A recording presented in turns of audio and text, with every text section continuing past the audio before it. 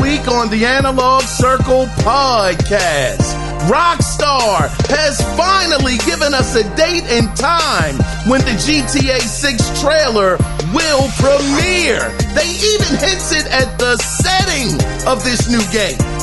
EA is working on some technology that could take gaming immersion to a level that has never been seen before. But to me, it does come with a major downside. We finally find out what Dan Houser's new studio is working on. And let me tell you, it is not at all what I was expecting for it to be. And we get an update on Xbox timed exclusive Stalker 2. All of these stories can be found here and quite a few more in episode 189 of the Analog Circle podcast. I am your host, Kiaun Mitchell, and I want to say welcome to another episode of the podcast. Now, for you, the listener, if you are interested in calling the show and letting your voice be heard, you can go about doing that two different ways. You can either email the show, and the email address is the Analog Circle Podcast at gmail.com, or you can feel free to call into the show. And the phone number is simply 443-380-0281. We will be having listener feedback coming up on Wednesday. So if you want to be a part of that episode, be sure to either email the show or write in. So with that being said, guys, you know me, we don't waste any time getting into the news at hand. So without further ado, let's get into what we all come here for, and that is the gaming news. Yes, sir, that went down. So let's get things started with some PSVR 2 news. And by the way, I got this first story from IGN. So it looks like Resident Evil 4 is coming to the platform on December 8th as a free update to the base game. But one of the coolest things about this announcement is it will be a demo available the same day for people that want to simply try it out before they do the full download. Again, I will say I know that PSVR 2 has been on the hot seat a little bit this year, where people have said, over at IGN or other outlets as well, have said that the platform has no games. I have to say, after hearing, and granted, I don't have a PSVR 2, so all I can go off of is what some people that have the device have to say about it. And I've heard that it's plenty of games to choose from, and they're pretty good games. So it seems like Sony, they have been doing their due diligence and supporting the platform. But we also went over a story, what was it, like a week ago, where it was reported that they are going to kind of pull back on the PSVR 2, as it were, not necessarily stepping completely away, but maybe just having it step to the side a little bit. And I think that is a result of the device not selling as well as they would have hoped. I mean, it is a hefty price tag. What is it? Just as much as a PlayStation 5 itself. So when you have a peripheral at that, god dog, the same price as your console, that is a really big ask, for anybody. So I think that if they drop that price point maybe down to me, $350, maybe even $400 to me is still a bit too expensive. But I think that if they dropped it down to $350, we got to talk about that a little later, this $350 price point. But I think that if they dropped it down to that much, it would be a much easier sale for people to jump into. But for anybody that has wanted to play Resident Evil 4 in a VR mode, to really submerge yourself into the experience, you'll be able to do this, and it's free. It is free. So shout out to Capcom for that. I think that is fantastic that they continue to give that added value, especially not raising their games to $70. I think that that is a very, very good practice that they have going on over there, and just making this free. I think that deserves a round of applause.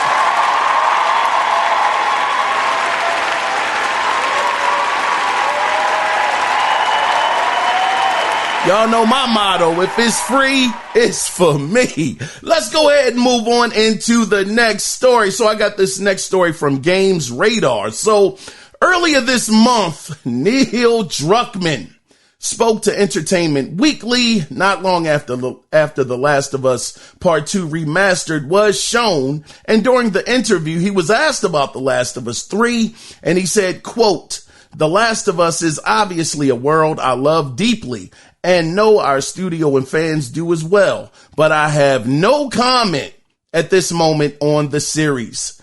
Future beyond our focus." He said the series future beyond our focus on The Last of Us Part 2 Remastered. End of quote. But Neil Druckmann did go on to say and confirm that Naughty Dog does have, quote, "other projects in the works." End of quote. So for me, Neil Druckmann, I understand. Listen, I'm like I'm sure we all are big fans of Naughty Dog and what they've done over the past several years, from Uncharted 4 to The Last of Us to The Last of Us Part 2. The Last of Us Part 2 truly cemented my appreciation for what Naughty Dog is able to do.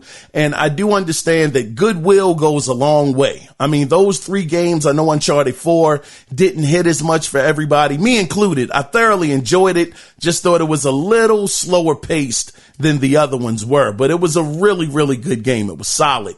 But for me, saying all of that, knowing that they've put themselves in this situation of, being in our good graces, that can only go so far. Now, granted, I think The Last of Us Part 2 came out, back in 2020, if I'm not mistaken. I want to make sure, because y'all know my memory is always shot. But let's see. When did The Last of Us Part 2 release? Let's see. It was June 19th, 2020. According to Wikipedia, following some delays, partly due to the COVID-19 pandemic, The Last of Us Part 2 was released for the PlayStation 4 on June 19, 2020. A remastered version is scheduled to release for the PlayStation 5 on January 19, 2024. Well, God dog, and I appreciate you. God darn, gave me a soliloquy right there. So yeah, June 19th, 2020. Since then, we have not seen anything from Naughty Dog. We've heard about these different projects that they have. Like he mentioned, he has other projects in the works, but we have not seen anything thus far. And even to add just a little more insult to injury for the people that are interested, I'm not going to act like I was definitely not interested remotely in factions, but he had mentioned, and this was a couple of years ago, that they were hard at work at it. It was going to be releasing real soon. They would have some more information that would be coming out to their players, and they appreciated our patience, and it was going to be worth the wait. Well, Neil, we still waiting, brother. Where is the product? So I just say this to say that I don't know when we're going to see anything new from Naughty Dog. I mean, this is the second the first one was a remake. This is a remaster. The Last of Us Part 2, that is. This is 2 in a row in less than a 2-year period that we've seen this. It's getting a little old. Now, I'm a little biased. I've told you guys I'm a huge fan of The Last of Us Part 2, so I'll be picking it up, especially since it's $10 and it has so many extra features that they're including in the game. For me, it's a win for me, but not everybody is going to feel that way. So I'm hoping, with that being said, that eventually Neil and his team will not get into that habit of taking their fan base for granted, and that they'll eventually show us something. I'm hoping that 2024, that'll be 4 years later, that they've had to work on whatever they're working on. And hopefully by that time period, they'll have something to show us. But until then, all we can do is wait and speculate. And pretty much for the people that are excited or interested in it, just look forward to The Last of Us Part 2 right now. But I do believe that they're going to have to eventually show us something. And to be fair, a lot of Sony studios are pretty quiet right now. Sucker Punch, we don't know what's going on with Ghost of Tsushima Part 2.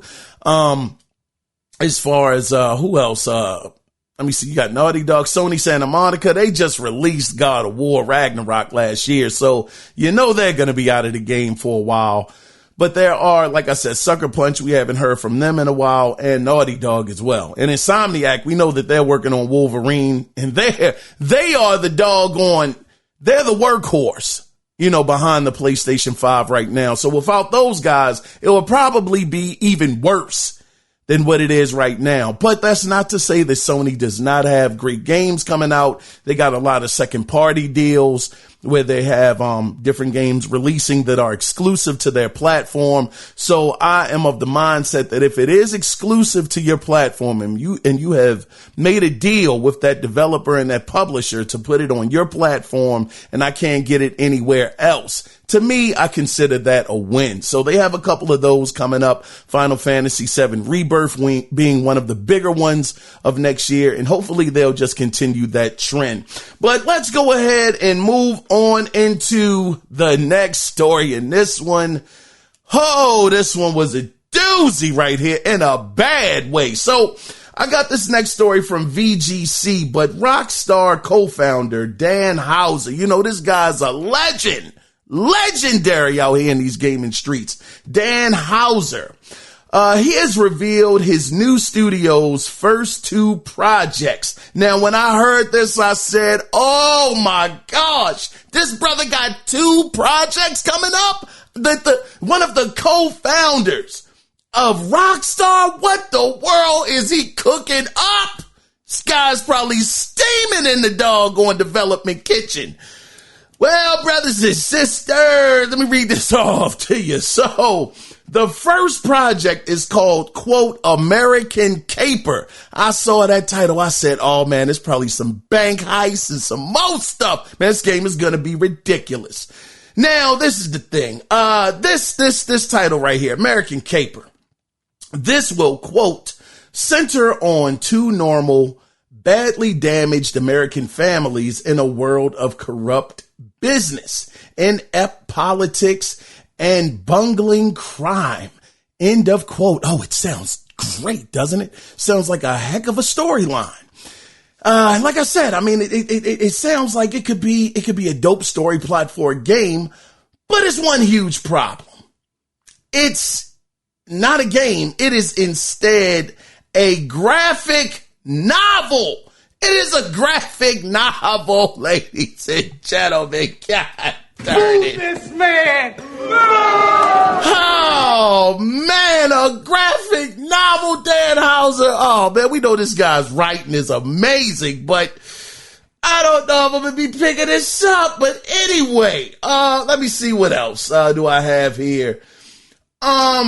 Now, I do have down here the second project. Now, the second project is titled A Better Paradise, which is, quote, an existential suspense thriller set in the near future, end of quote. Now, it's a 12-episode audio fiction series. Now, the name of his... Oh, Dan Houser! Now, the name of his studio is called Absurd Ventures. Man, I kind of felt like this was absurd myself. Oh my goodness. Now, according to their website, their company is involved in games. It's also involved in film, animated series, audio fiction, TV, graphic novels, and comics. Oh, Dan Houser. I was so excited for his studio. I said, this guy he has written, if I'm not mistaken, Max Payne 3, which was utterly amazing to me. One of the best written, stories in a video game. A lot of plot twists that I didn't see coming. This is the guy, again, that co-founded Rockstar. This guy's a legend. And he has gone in a completely different direction. I am curious to know, are any of you guys going to be picking up either one of these projects that will be releasing in 2024. So a couple of months, we'll see these things come out.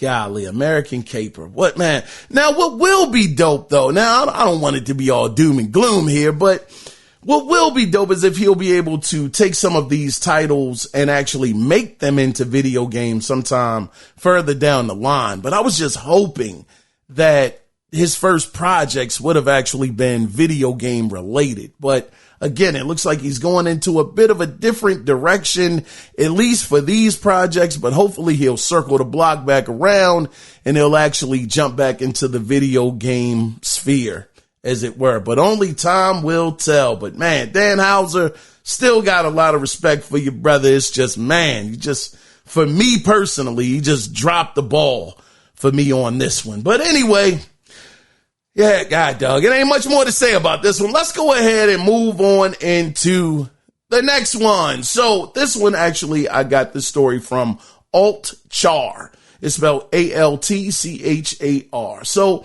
let's get into now this is some very promising Xbox news. We have an update on Stalker 2. Now this info came out during an interview with Gamer Sky, where Stalker 2 developer GSC Game World said, quote, the XSX, which the Xbox Series X console version of the game, has 2 graphic modes for players to choose from, performance and quality.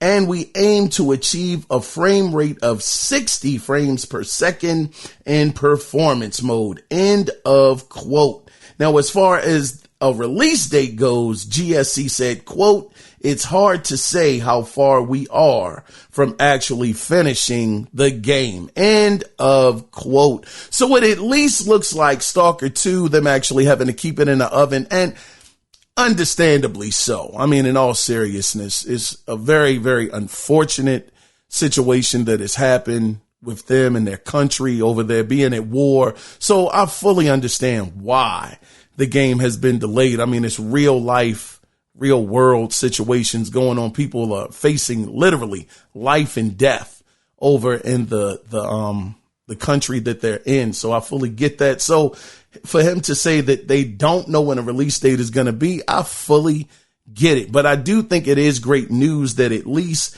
they will be having you be able to choose from a performance mode and a quality mode, which I think that, and of course I don't have an Xbox Series X right now, but I can't recall a lot of the games on the Xbox Series X actually giving you those options. So just the fact that they're going to give you those options and that they are aiming for a frame rate of 60 frames per second, I think that that is a fantastic thing. Hopefully, I mean, who knows? The Video Game Awards are coming up this week. Man, we got a big week this week, man. A lot of good stuff is actually happening. A lot of exciting things are happening this week. So maybe we get a little bit of extra information on this at the Video Game Awards. But as I always say, only time will tell. But it is good news to hear.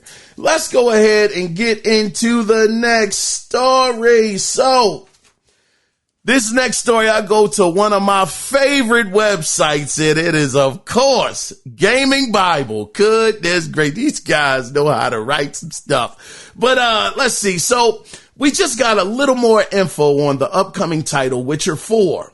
And this info is coming from the game's director. His name is Sebastian Kellemba, who said, quote, I believe I can say it'll be an excellent entry point for many players without forgetting the longtime fans who still wish to follow Geralt's adventure, end of quote.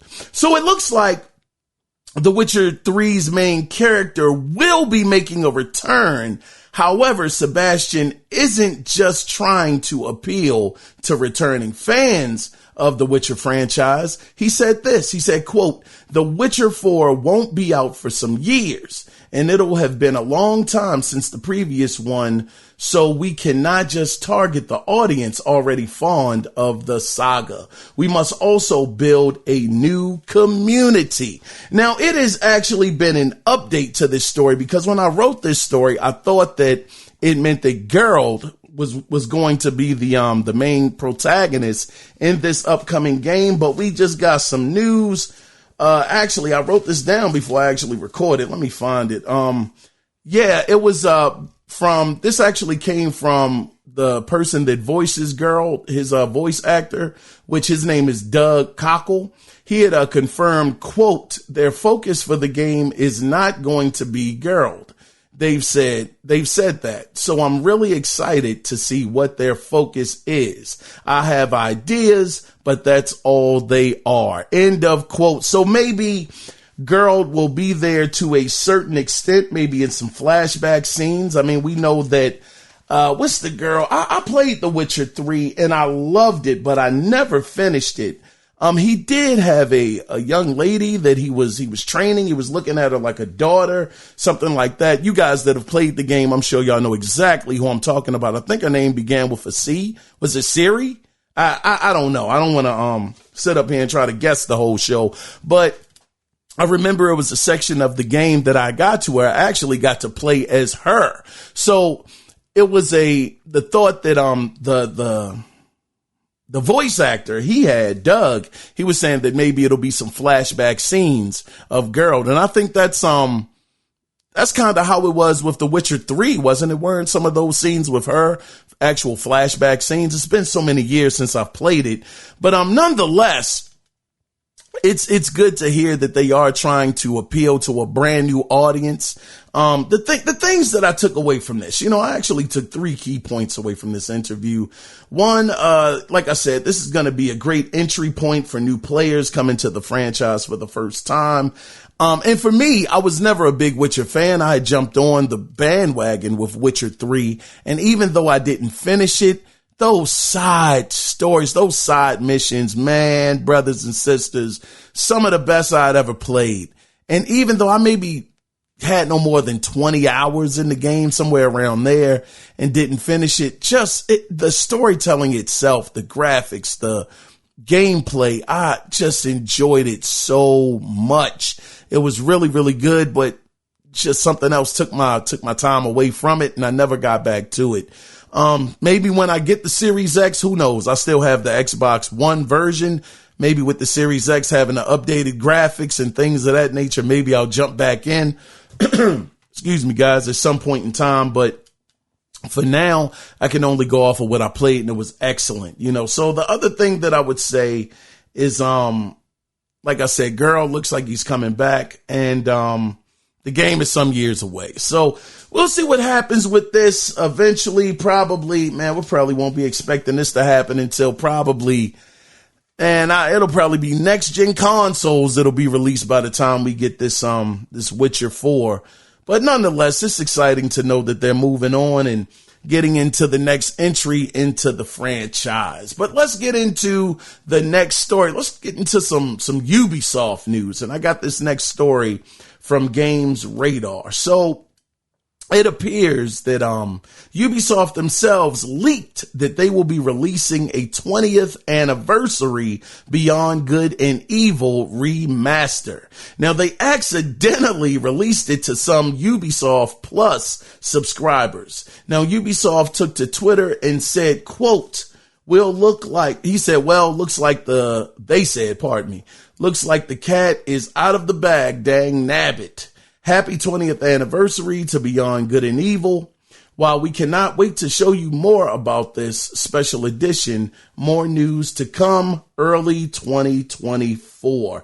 End of quote. So around the time when this leaked, Xbox Store, a store page for the game went live and listed some of the features of the game. And this includes, quote, up to 4K, 60 frames per second with improved graphics, controls, and audio, along with brand new autosave and cross-save features. End of quote. Now, Ubisoft has stated the game will release in 2024. And they also mentioned that version of the game, the version of the game that was released by accident is not it is not a indication of the final game. So for some of you guys that might have got it that are in Ubisoft Plus, you got the game early. That doesn't reflect what the final game is going to be, because on Twitter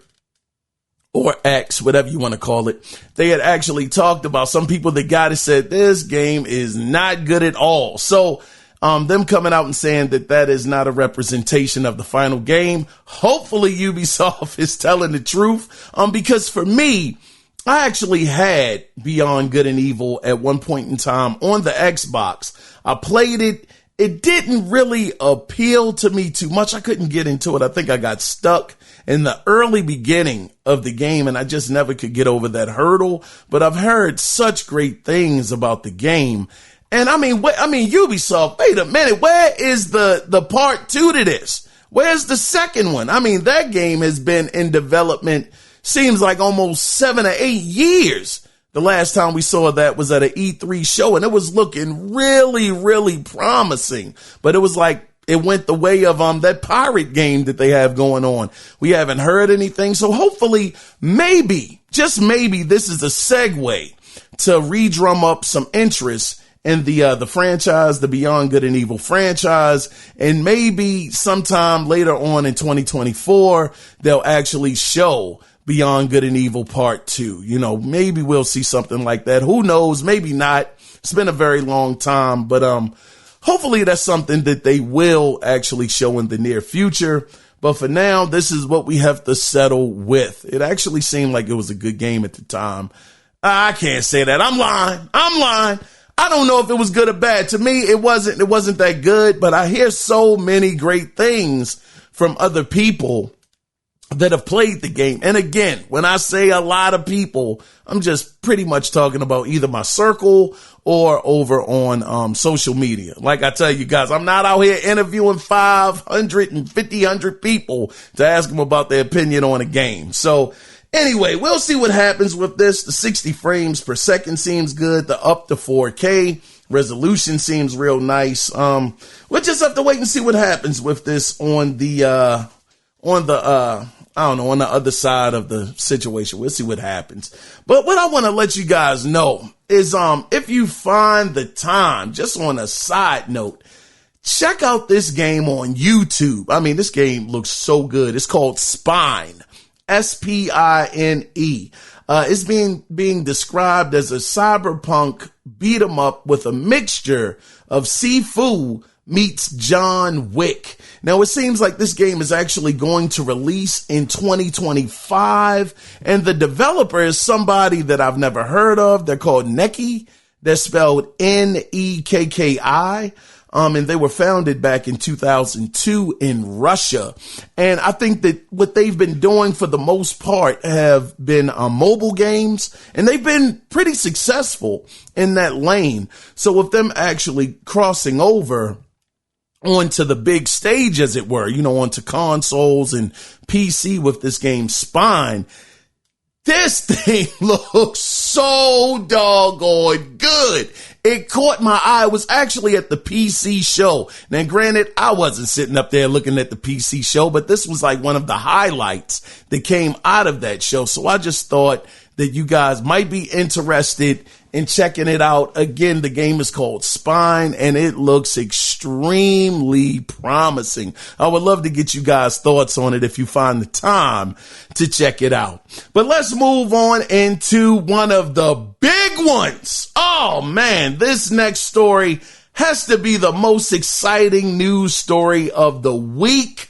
So Rockstar has confirmed that GTA 6's trailer will premiere on Tuesday, December 5th at 6 a.m. Pacific time, 9 a.m. Eastern Standard Time. Oh man, it's going to be a good week, brothers and sisters. Ooh. Now, one interesting detail that Rockstar showed us was what looks to be the setting of the game. And it looks like it's Miami, aka Vice City. Did y'all see the palm trees and whatnot? Oh man, now I just can't see them. Now, the thing is, to me, it could go either way, right? Because California, they got palm trees as well. Florida does. But it was something about that color palette that they used that made me think that it was Miami. But could they be? Now, this is the thing. This is a heck of a theory. Probably is not going to be true. But I was thinking to myself, these palm trees are kind of messing with me a little bit. Could it be a situation where you could actually travel from the East Coast to the West Coast? Because we have heard that this game is supposed to be massive. You're supposed to, and all of this is alleged. Nobody knows for sure, but you're supposed to be able to go past state lines. You're supposed to be going over to Cuba somewhere as well. I mean, if this is the case, could you imagine how huge this map could be? It could be gigantic, or we could just simply be in Vice City. I don't know. But one thing is for sure, on the 5th, we should get some, I'm hoping we get some good information. We know that Rockstar, they're going to do what they want to do. They might give us a 30-second trailer, which would be, I don't know, if you could pack enough information. 30 seconds, that's just a little too short. I'm hoping that they at least give us a 2-minute trailer. I'm thinking they'll probably top out between like a minute to a minute and 30. You know, I don't think they get past the 2-minute mark. But I mean, we'll see what happens with that. But man, oh man, we've been waiting 10 years for this. 10 whole years. I'm hoping that they give us more than just a small 30-second trailer. I'm hoping that maybe I don't know if they go into the story. Maybe they share the story with us first. I think that would be a dope thing to do, to actually lead us in with a story, some of the characters and things of that nature. And then maybe the next trailer, they talk about the world, how big the map is going to be, what you'll be able to do, things you'll be able to discover. I mean, with the technology that we have now with the PlayStation 5 and the Series X, how dope would it be? I mean, you're down in Florida. I mean, Vice City, aka Vice City. How dope would it be to actually be able to visit a Disney-esque park? You know, getting on roller coasters, being able to walk around, play some arcade games and things of that nature. I would absolutely love that. If they had like a Disney World spinoff, you know, in Grand Theft Auto fashion, where you can walk around and see like a fake Mickey instead of a mouse. Maybe he's a bear or something like that. I don't know, man. I'm just making stuff up on the fly. But either way, this is huge news. I just hope that Rockstar does not again catfish us like they did back at the E3 of, 2020 or 2019, when they had a whole panel of people sitting there talking about social problems at a game show.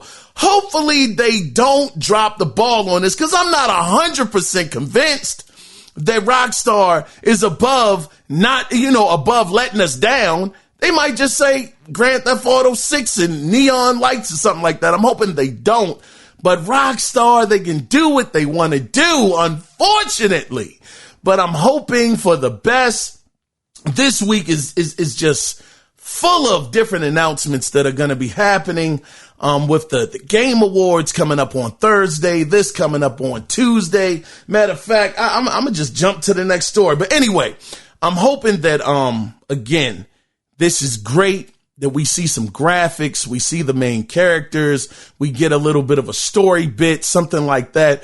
At least officially letting us know what the setting is, even though it seems clear as day that it's Vice City. But just to get that confirmation, and just to, just get a little bit more inside information on what this game is actually going to be. But let's go ahead and let's move on, to the next story, because like I said, this is a pretty stacked week for news, because, this is quick news, and I gotta respect it.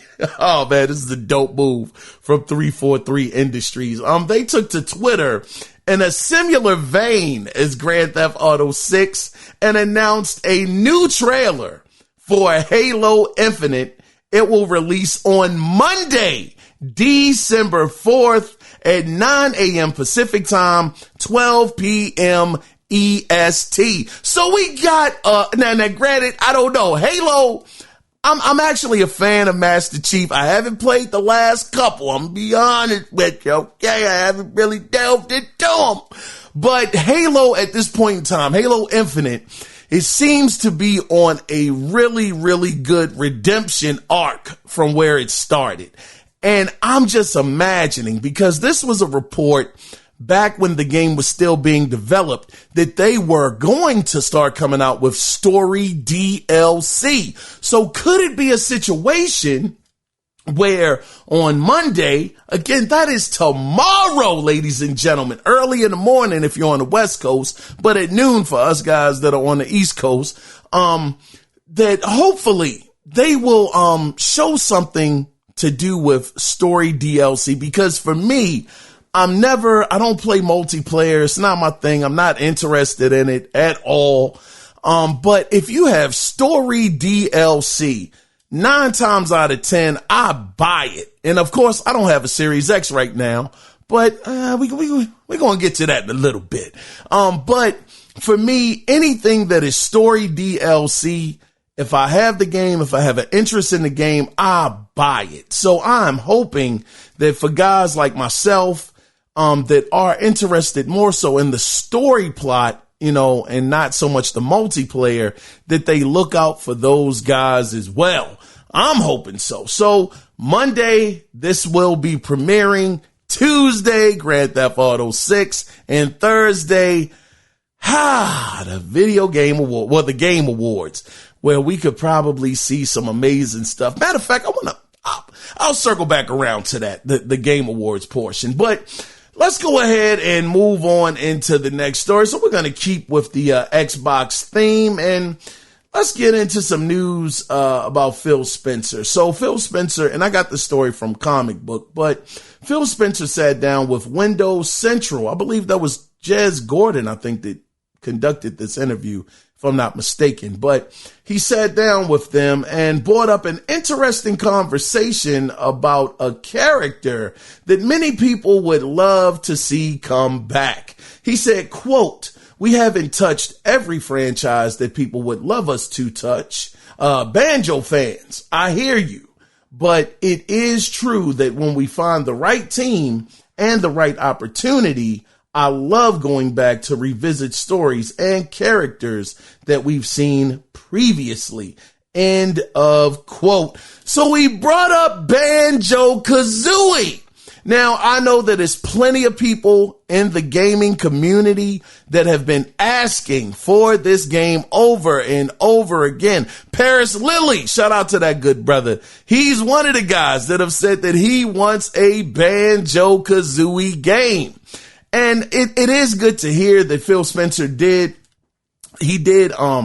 actually touch on this, where he said that, he knows that they haven't touched every franchise, that we would love for them to make, have a comeback, but for him, it's about just pretty much finding the right team to actually put on it, a team that's very passionate about the game and really wanting to give their all to make it the best game possible. So I understand that line of thinking. I think that's a great line of thinking. You don't want to put somebody on a project that they are not really going to give it their all on, because they feel like it's just a job and it's not something that they feel passionate about. So maybe this is a bit of hope for people that are Banjo-Kazooie fans. I mean, we did see Banjo make a bit of a cameo inside of Super Smash Brothers. He is there, which was incredible for the people that are very interested in that character. I like to be fully transparent. I'm not a big Banjo-Kazooie fan, but that doesn't mean that I couldn't be converted to be one, because I was not even remotely close to being a Ratchet and Clank fan at one point in time. I didn't see the allure of the game, and it wasn't until the PlayStation 4 version that I became a full fan of that franchise. And since then, now I have Rift Apart upstairs waiting to play that. And Insomniac has just made me the biggest fan of what they do, and it started with that franchise being released on the PlayStation 4 for me. So if they do a good enough job, now I'm going to tell you, because Microsoft, they got some joints, brother. They got some studios. If they could get Toys for Bob to work on this, oh man, I don't know, brothers and sisters. I might be converted. I don't know, because now I'm going to tell you something. I didn't have like a big history with Toys for Bob, and it was during a sale. They had Spyro 1, 2, and 3 on a sale. Man, y'all know I'm cheap. Y'all know I'm terrible. They had it for like $20. I was like, man, I'm not a big Spyro fan. Back on the original PlayStation, I wasn't rocking with this purple dragon. Dude, I don't think I'm going to enjoy the game, but it was such a great deal. I get 3 games for $20. That's a win, even if it's a loss. It's $20. I picked it up, and God dog, hey, Toys for Bob. God darn. Game was fun. It was a ton of fun. Man. Oh, shucks. So if they can bring that kind of magic to Banjo-Kazooie, hey man, I just might be a fan of the Baron. The Baron, what's Kazooie? Is he an ostrich? I don't know what that dude is, but if they can do something like that, they put Toys for Bob on there and they can make that magic that they did for Spyro the Dragon 1, 2, and 3 remake. Man, brother, they can have one. Hey, Phil.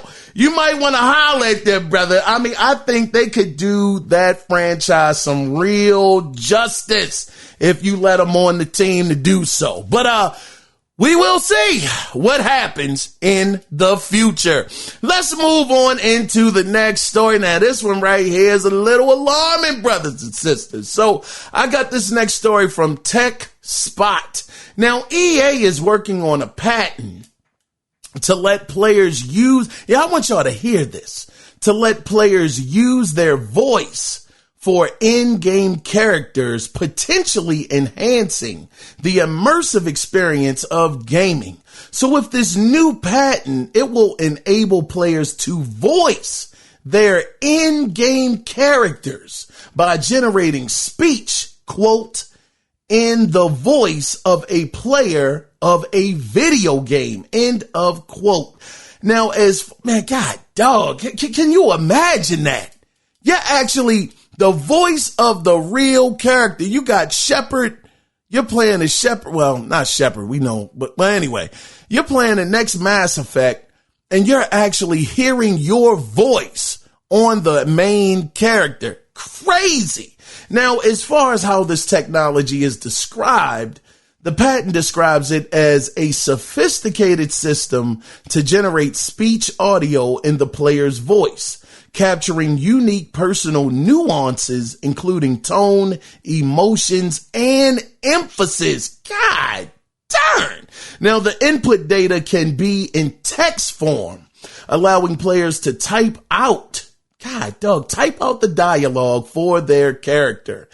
Now, man, now don't get me wrong.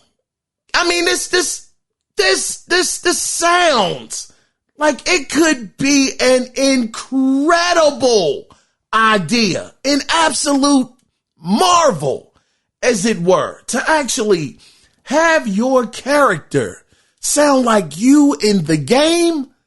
God, dog, isn't that kind of like a pipe dream to some of us? Because we're always trying to get to that immersive level where it's blurring the lines even more. And just the fact that they have this technology where they can take your voice, rip your voice, and even have it go down to just the nuances of what your voice is, the tone, the emotions, emphasis on what your voice reflects in the main character sounds incredible.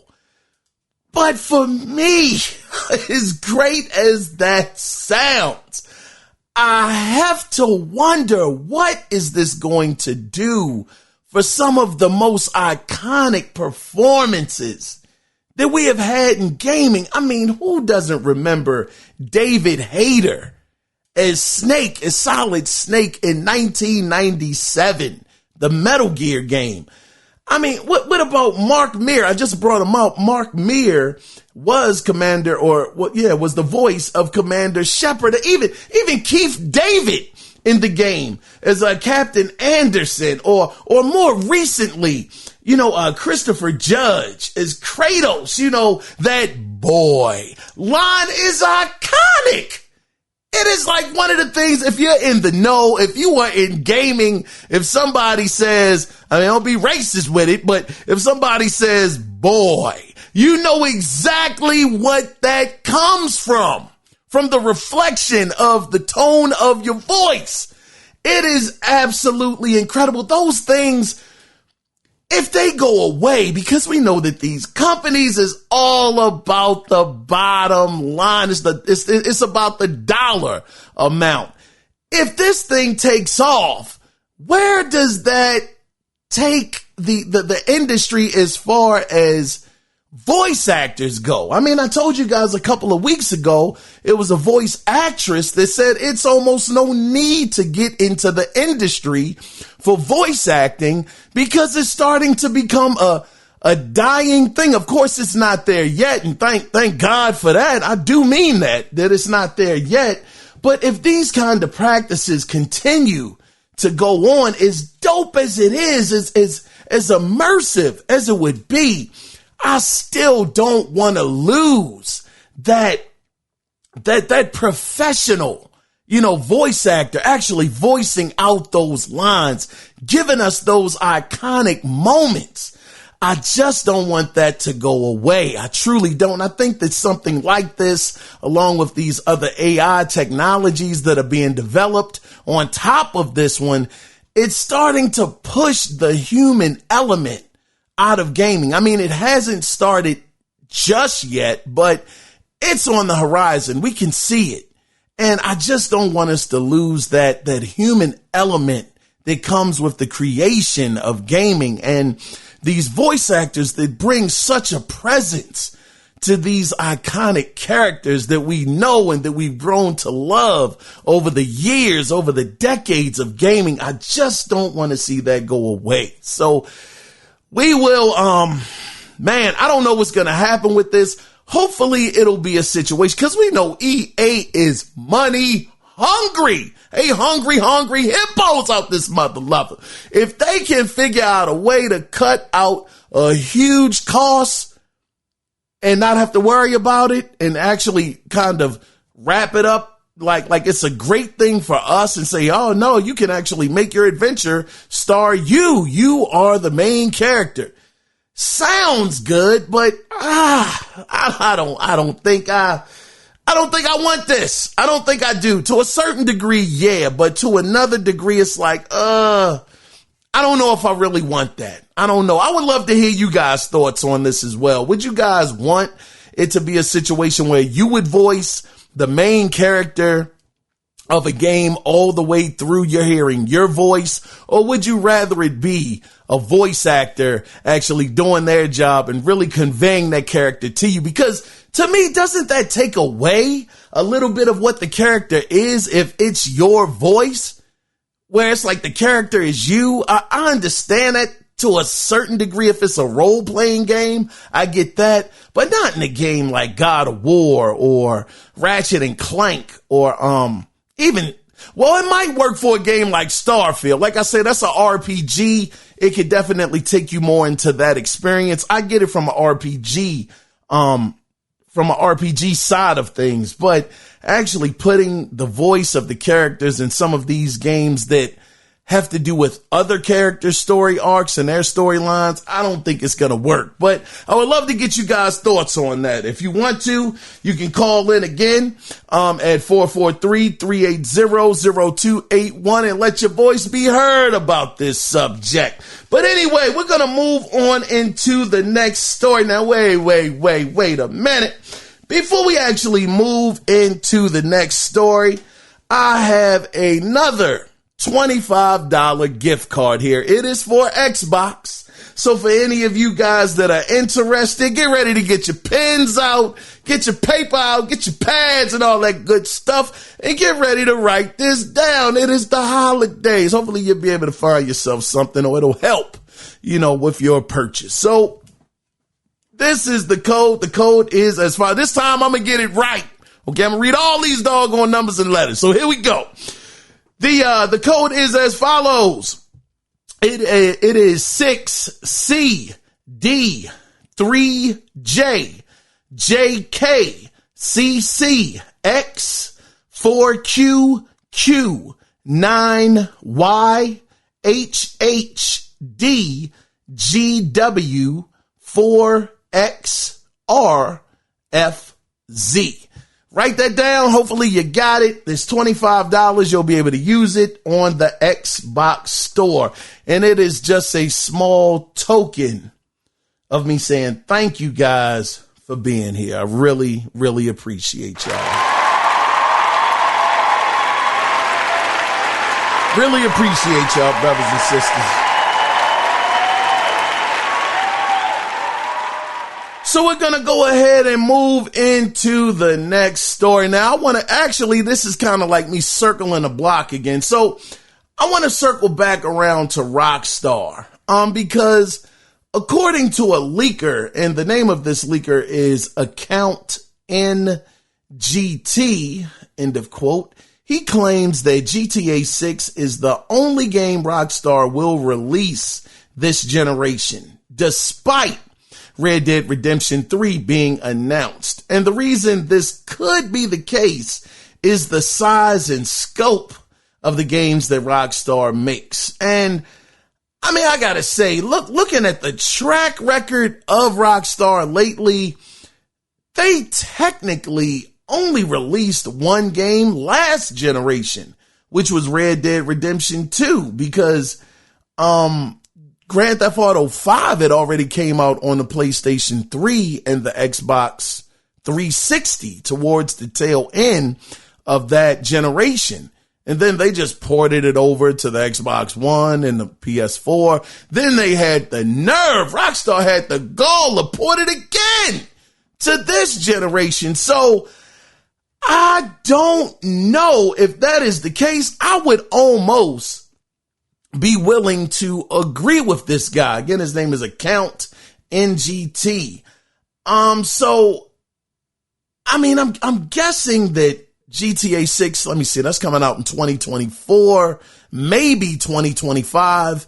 You figure maybe we have another year, maybe another 2 years after that, maybe 3, before the next console generation comes around, maybe between 2027 in 2028, because I'm thinking the pandemic probably is going to make them want to stay in this generation a little bit longer. So maybe 2028 will be the next set of consoles that release.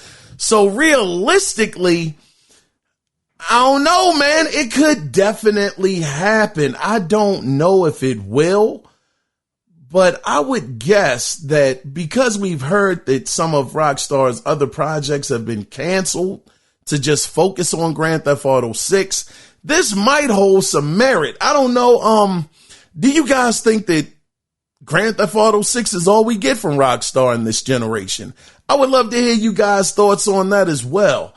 I'm just curious to know if you think Rockstar would do it. I believe they would, because right now Rockstar it's unfortunate, that they're untouchable right now, because usually when you have to appease the gamers, the players, you're more apt to release more games that, of quality. But for them, they are sitting on one game a generation. And this is the third generation that they're doing. Well, no, technically it's the second, because in the 360 era, they had Grand Theft Auto 5. And if I'm not mistaken, it was Max Payne 3 that also came out during that generation. So it doesn't look like they're maxing out past two games a generation. I know that Bully actually appeared on the 360 at one point in time, but that was a remaster, so that wasn't a new game either. So it looks like they've been showing this track record for a little bit of time. So I would not doubt that Grand Theft Auto 6 might be all we have this generation, especially if that multiplayer flies off like Grand Theft Auto 5 did. Oh, it's over. We ain't getting nothing. We are not getting a darn thing. Rockstar is going to say, take it and eat it, because that's all we're giving you, Rockstar. Move this man!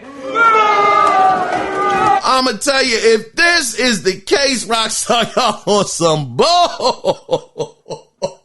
Oh, my gracious. But we will see what happens. I'm of the mindset Grand Theft Auto 6 might be all we get. If they would just give me a Max Payne 4, I don't even care about Red. I don't know. Whoa, I don't want to get too crazy. And say I don't care about Red Dead Redemption 3.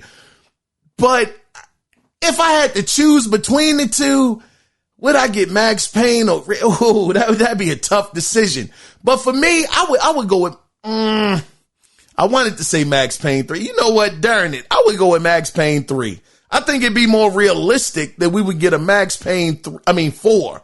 Max Payne 4. I think it would be more realistic that we would get a Max Payne 4 before Red Dead Redemption 3 would come out, because Max Payne is more linear, so yeah, I don't know. Rockstar, y'all been tripping lately, man. Hopefully this Grand Theft Auto 6 though, hopefully it makes up for all of the long waiting that we have had to do to get another project out of them. And just for the record, Red Dead Redemption 2, I've said it probably a million times at this point. I wanted to say it was fantastic. It was borderline fantastic. It was just slow paced in certain areas. Some things were a bit of a chore at times to have to deal with. But once you got into the game, into the meat and potatoes of it, it was a good game. But again, it wasn't necessarily the most fun that I've had with a game. Max Payne 3 was a ton of fun for me. So that's why I actually side on the side of getting the Max Payne 3 first before Red Dead Redemption 4. Anyway, man, I'm all tongue-tied. Look, let's move on, God dog it. All right, God darn. Wasting too much time. All right, so let's get into this next story, and this is from Forbes. In PlayStation news, TV show, man, listen to this, God darn. TV shows that players paid for will be deleted. Now, this will consist of Discovery TV shows. Now, here is Sony's quote. They say, quote, due to our licensing agreements with content providers, you will no longer be able to watch any of your previously purchased Discovery content, and the content will be removed from your video library from the video library. End of quote. Sorry about that. By the way, this is happening. If you were wondering, this isn't Sony's fault, necessarily, but it is happening because Warner Brothers is stripping content down from its service and deleting finished projects to save on residuals and get tax breaks. Again, it comes down to the bottom line with these companies. They're in it to make money. They don't love us. They don't care about us. Here it is. People that have they bought this stuff. It's being deleted and you're never going to see it again. Money down the drain. Absolute money wasted. Boo this man. Boo these mother lovers. That is ridiculous. And I only say that because who's to say that this couldn't happen one day to the games that we have digitally? That's why I do not want a all digital future when it comes to gaming. I'm not going to get on that high horse about we got to preserve the games and preservation, video games and this and that. I think it's great to preserve them. I do believe we should. But I'm not going to go out there and act like it's the end all be all and oh my gosh, what's going to happen to the industry? I mean, listen, man. Unfortunately, it is what it is. Look, I care about the games that I have. Okay. And I think that, for myself, I have a lot of games that are digitally downloaded. Granted, I have quite a ton of games that are physical as well, but I don't want that to be a reality. I remember I bought some games on the Xbox 360. And some of you guys might have did the same. I picked up, I believe it was Double Dragon. It was Double Dragon and it was like Ninja Turtles Arcade Edition. I picked up both of those digitally. Maybe a year later, they were gone off of my library. I couldn't play them or anything. I lost money.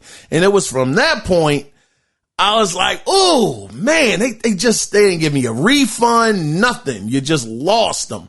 So I was wary from that point on about digital. Now, granted, did it stop me from buying digital? Absolutely not. I probably got about 50 games that are digitally, maybe not 50, close to it. Got about close to 50 games that are digital, but I still would love to have the option to actually go out there and get physical, because some of the digital games, I know this is kind of crazy to say this, but I have some of them physically as well. I know it's a bit of a waste of money. I get it, but you know, I got a few that I actually bought, physically, because I was like, well, I really like this game and I want to make sure that I'm able to preserve it for myself. Then again, did I just lie to y'all just now? Hold on, let me look at this library. I don't know. I might have just lied to y'all. Nah, I think they all digital. I don't think I got no backups, brothers and sisters. Nah, I think they all digital. So if they pull this on me, yeah, I'm gonna be a victim. Unfortunately, they're going to take all of my games away that I spent all my money on. I just lied to y'all. Pardon me. I didn't mean to do that, but I did. So no, the 50 games that I have, I ain't got no backup. I ain't got no backup plan. So, but I say that to say, look, I'm hoping that we don't have to go all digital. And this is the only reason why. As long as you got that option to go physical, plus you get that balance. They don't have you pinned in a corner where they can just charge you any price they want because they know you can't go anywhere. You're stuck on our storefront. You don't have any other options. You can only get it here. We got a monopoly on you. We should never want that. I understand most people, they want digital. I get it. But to me, the physical games, they also have a really, really big place in gaming. But let's move on, brothers and sisters. I think we are on next to our final story. So one of the big stories this week as well was Xbox is going third party, according to CFO Tim Stewart during an investors meeting with Wells Fargo, where he said, quote, "When I think at the sort of holistic lens is the hold on, let me read that again. He said, when I think at the sort of holistic lens is the how do I make sure that we're on Xboxes and I'll say PlayStation and Nintendo Switches in a mobile landscape. How are we in mobile? We can talk about cloud as well."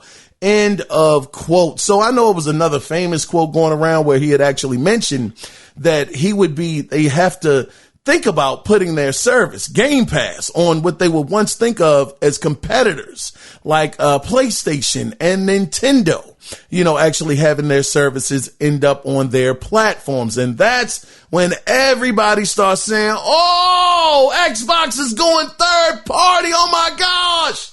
Oh my gracious, it's over.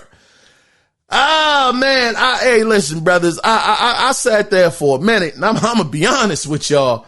I got real nervous for a minute. I said, oh, shucks, Xbox leaving the console industry? Nah. I hope that doesn't happen. And of course, Phil Spencer went out there and he said that they aren't putting Game Pass on Nintendo, on any Nintendo systems or PlayStation consoles. He went out there and said that. But this is a bit of the problem that I've had with Microsoft over the last several years is their messaging. It's sometimes all over the place. One section of the company is saying one thing, another section is saying the other, is conflicting stories. You don't know who to believe. And listen, Phil Spencer, I have nothing against the guy. I only grade Phil Spencer on what he does at Xbox. I don't care about that brother's personal life, anything like that. It's not my business, so I only talk about Phil Spencer from the gaming side of things, his position at Xbox. And from that position of looking at Phil, I can't trust what this brother says. It's been too many times where Phil has said things that have not been true. I mean, people were still waiting on that makeup for Street Fighter 6 actually going to the PlayStation when he said, oh, don't worry, we're going to have something for you guys in the future. Phil said, hey, I'm more excited about the games we didn't show. We still waiting on them games. So Phil doesn't have the most spotless track record. So when he says this, that they're not going to Nintendo, as far as Game Pass is not going to appear on their consoles, it's half truths for me. I think that if Phil could put them on their platform, because I think that's the thing that's stopping him from doing it, is PlayStation doesn't want the service on their console and neither does Nintendo. So he can't do it. But if he could, I imagine he would absolutely do it. So it's like a half truth. It's like, well, I technically can't do it. So, no, it's not going to happen. But if he could, he would. So my thoughts on this are, the last thing I think any of us should want is for Xbox to leave the console space. That would be a sad day for me. And I know some of you guys might be saying, well, Kiaun, you don't even like Xbox. All you do is dump on them all day. Every episode is Xbox has done this bad. They've done this wrong.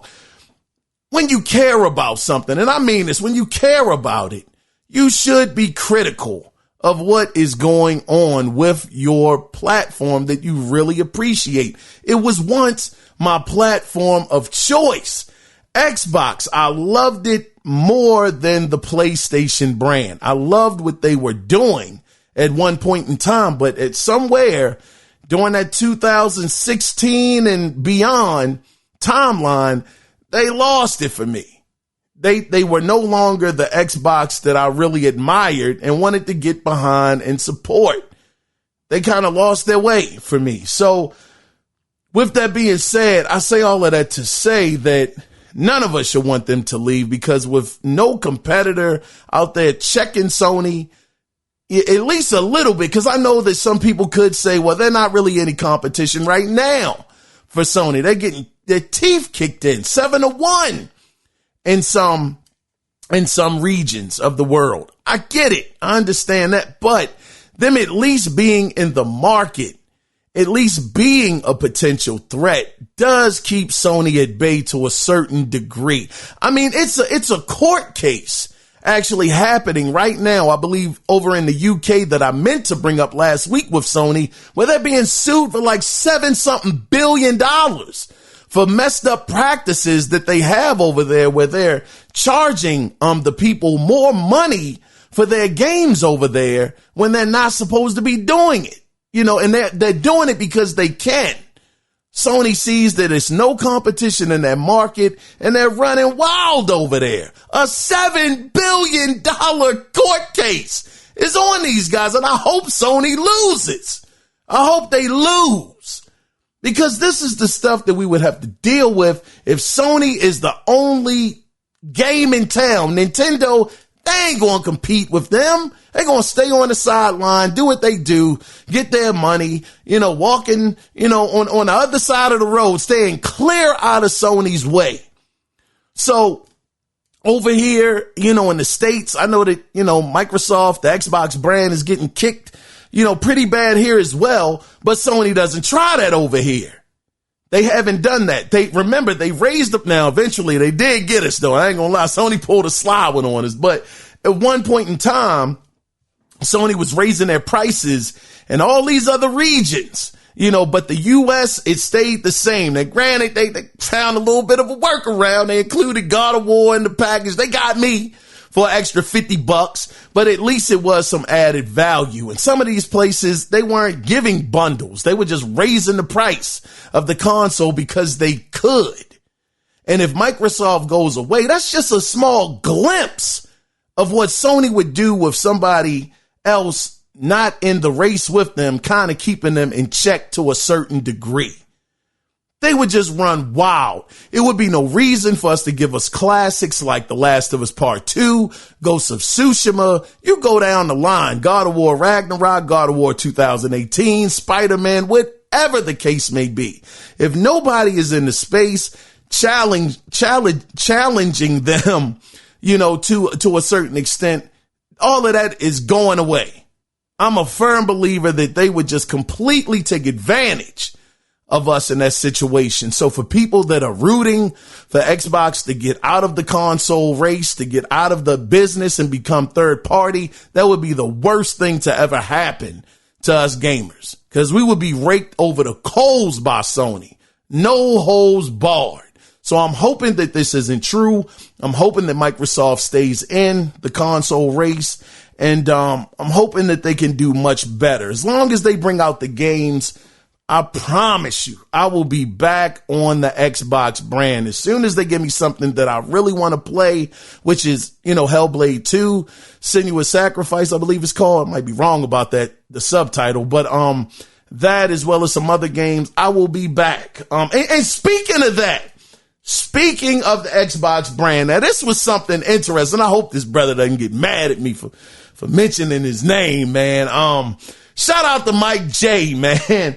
I actually had a conversation with this brother, and he was looking out for me. He really was, man.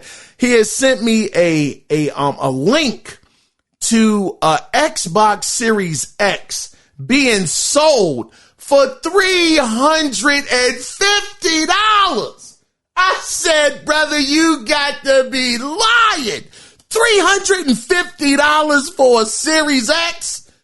I said, hey, brother, now that is a price. It was on Amazon and it was on Walmart. Now, granted, that sale was over fast as a mother lover. It didn't last long at all. But when it was $350, listen, Xbox, I understand wholeheartedly that you would lose a crap ton of money if you sold the Xbox Series X at $350. But could you imagine the kind of impact that would have on their sales? For me, a person that just told y'all I haven't rocked with the Xbox brand this whole generation and haven't even had a thought of really wanting an Xbox Series X. Seeing that price, I said, hey, brother, I'm sold. At $350, could you imagine how many Xbox Series X's would sell? Even in the state that Xbox is in at this current moment, if they sold that at $350, they would take over the holiday season. They would take over. Now, granted, it was one thing that Mike J said that was interesting. I hope it's true. Maybe it's not, but this is wishful thinking for me because Xbox is in such a bad state. I'm hoping that, Mike J, his theory was that it'll be an announcement at the Game Awards that for the holiday season that the Xbox Series X will drop down to $350 just for the holiday season. After that, it's back to the $500, back to business as usual. That announcement alone, that would shift so much stuff. Could you imagine seeing the backpedaling that Sony would have to do? How much adjusting they would have to do? So many bundles that they would have to include, things of that nature. It would be magnificent to see Sony scramble to try to figure out how do we combat this $350 price point. It would be marvelous. They would sell, in my opinion, now I might be a little delusional, I get it. Bit of my fanboyism is coming out with this one, but I think at $350, even people that weren't necessarily super interested in the Series X would be like, at that price point, God, dog, how can I say no? $350, how can I say no to that? But we'll see, man. We will see with this whole situation. Are they going third party? Are they going to stay in the console race? Will that $350 circle back around for the holiday season for the next 2 or 3 weeks? I don't know, but we'll see. Feel like I'm getting long in the tooth here. We're about to wrap this up. Just in quick news, we're going to speed through these last two. The Fallout TV show, it will premiere on April 12th, 2024, on Amazon Prime. It actually looked pretty good from what I saw. That trailer looked really, really promising. This is a dope time that we live in, actually getting so many adaptations of, video games to, well, I'm lying to y'all. I don't think we need it. I don't think so. You know, some people, they enjoy the TV show adaptations of video games. To me, video games are so advanced today that you can actually feel like it's a movie you're playing with the graphics and the storytelling that we have today. I don't think it's necessary. But for those that enjoy it, you know, the Last of Us TV show, which I did enjoy. I can't take anything away from that. I definitely enjoyed it from what I saw, from the episodes I saw.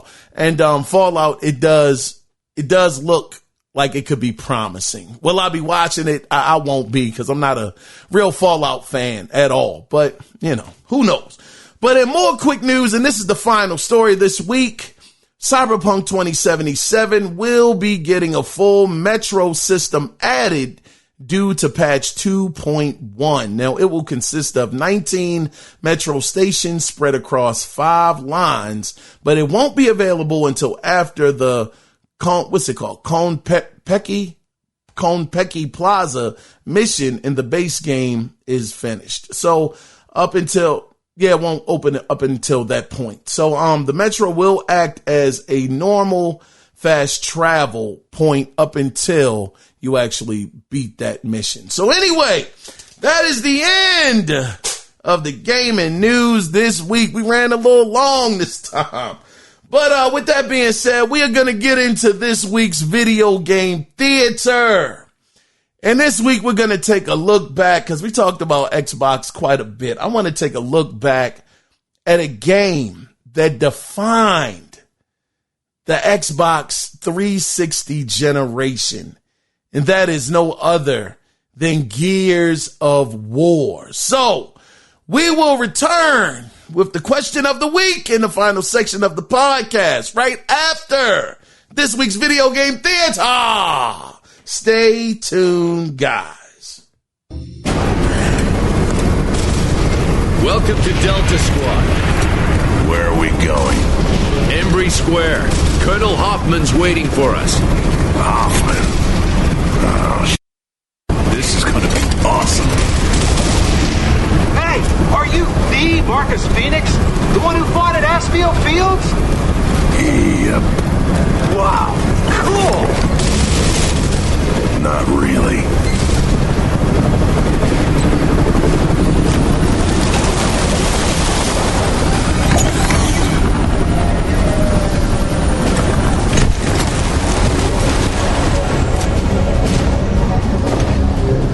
You! Traitor like you doesn't deserve to wear the uniform. Looks to me like you need all the help you can get. Step aside. Lieutenant, I've got good news. We have a plan to end this war once and for all. Yeah, right. Sensors are picking up enemy movement, sir, close by.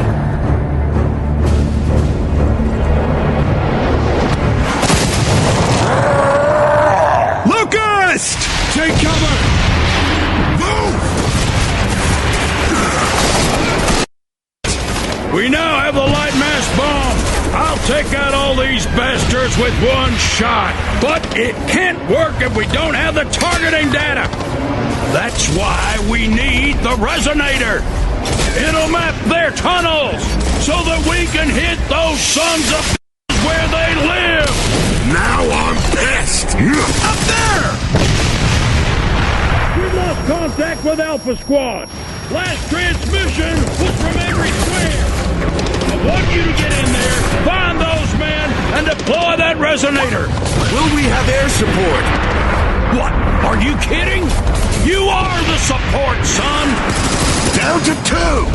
Nemesis are keeping our birds out of the area. You'll have to move in on foot. We're screwed. All clear! But the lieutenant here will be feeding you intel. Yes, sir. And the smart thing to do right now would be to leave. You, get it done! I expect you to give me 110%, Phoenix. I'm not doing this for you. And welcome back, God dog, Gears of War! Oh man, Xbox was in their bag back then. Golly, I hope to get that Xbox back very, very, very soon. So with that being said, we're in the final section of the podcast. And of course, you guys saw the question of the week, but let's go over it officially. So is 2024 the greatest year in gaming history? Now, I know you guys are going to say, Kiaun, you're bugging. What about 97 when Metal Gear Solid came out, 2007 when we had BioShock, we had Mass Effect, Assassin's Creed. I hear all of that. So many people say it was so many other years, and 2023 was a pretty good year. I want to go over some of the games that we have had this year. Now, granted, not all of these games are my personal favorites, but from some people, some reviewers, some guys on YouTube, some guys on Twitter, just social media in general, they held these games in pretty high esteem. So we have Hogwarts Legacy, Zelda Tears of the Kingdom. Y'all know how I feel about that. Mario Wonder. Y'all definitely know how I feel about that. They're not my game of the years, but they are what they are. Star Wars Jedi Survivor, Starfield, Final Fantasy 16, Spider-Man 2, Baldur's Gate 3, Diablo 4, Mortal Kombat, Street Fighter 6. I mean, God dog, have you seen more of a stack? Yeah, we can keep going. We can go to Dead Space Remake. I understand you're going to say, oh, it's a remake. It's a remake. It was still a great game. You got Resident Evil 4 remake. You can say what you want. It was a great game.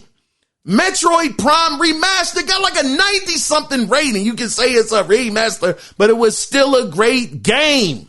You had PSVR 2 released this year. You even had a surprise hit with Dead Island 2 actually being a good game after being in daggone purgatory for forever. Yeah, Cyberpunk Phantom Liberty release. I mean, they even straightened the game out, made it a better game even. Then you had Immortals of Avium come out. That was one of my favorites. That game is amazing. You had a Pikmin 4 release. Not my kind of game, but it has a following. Sea of Stars. We even got Avatar coming out this month for PlayStation 5 and Series X and S. I have never seen a more stacked year in gaming history. We will probably never get this again for another multitude of years. It was something to play. I'm looking at this list. It was something to play every single month. So don't tell me that 2007 was better than 2023. You out of your darn mind. You can't tell me 97 was better, 05 was better. I don't care what year you throw at me.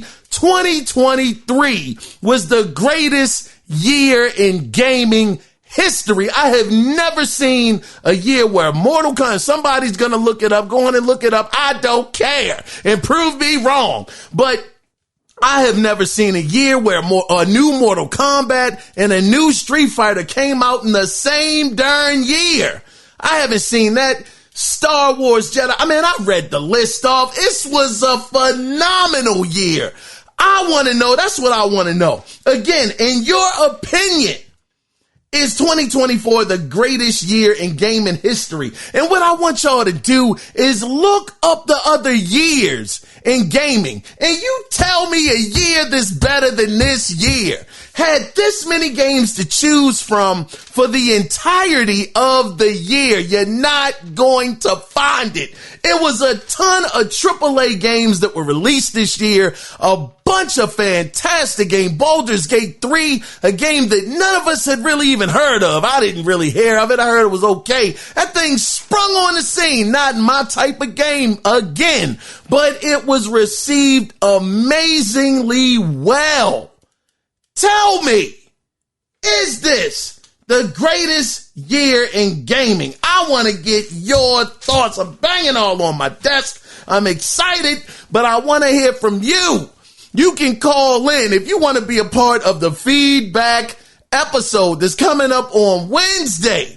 You can do it two different ways. You call in, call me and tell me I'm wrong at 443-380-0281, or you can email the show, and the email address is the analogcirclepodcast@gmail.com.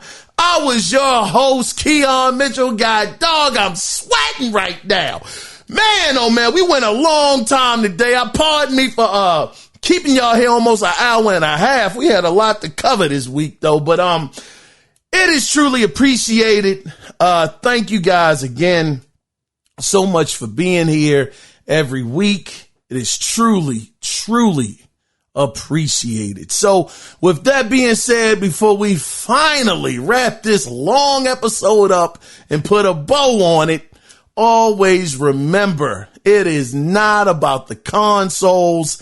It is about the game. So until Wednesday, when we do it again, you guys take care.